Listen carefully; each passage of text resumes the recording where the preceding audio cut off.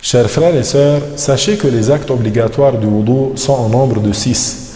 Dans Surat Al-Ma'idah, ayah numéro 6, Allah Ta'ala dit ce qui signifie: ô vous qui avez cru, quand vous vous apprêtez à faire la prière, lavez vos visages, vos mains et vos avant-bras jusqu'aux coudes, passez les mains mouillées sur la tête et lavez vos pieds jusqu'aux chevilles.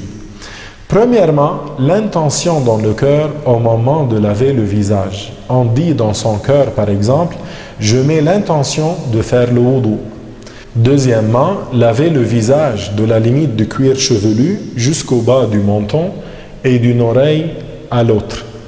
Troisièmement, laver les mains et les avant-bras, coudes compris, c'est-à-dire laver les mains et les avant-bras du bout des doigts jusqu'au coude.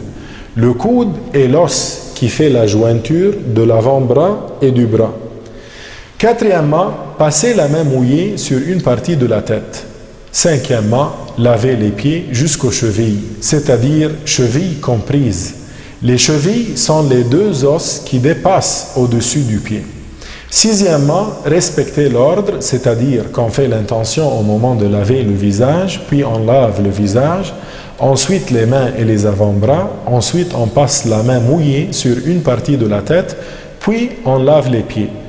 Parmi les actes recommandés du wudu, il y a dire Bismillah, utiliser le siwak, le frottoir des dents, laver les mains, se rincer la bouche, se rincer le nez, passer la main mouillée sur toute la tête, passer la main mouillée sur les deux faces des oreilles avec une eau nouvelle, faire entrer les doigts en faisant pénétrer l'eau entre les doigts et les orteils, faire précéder la droite sur la gauche, répéter chaque chose 3 fois, passer la main mouillée sur les membres à laver, la continuité, c'est-à-dire laver le membre avant que le précédent ait le temps de sécher, et utiliser une petite quantité d'eau. D'autre part, parmi les causes de l'annulation du wudu, il y a, premièrement, la sortie de quelque chose par les orifices inférieurs, comme l'urine, des selles, du gaz ou des vers.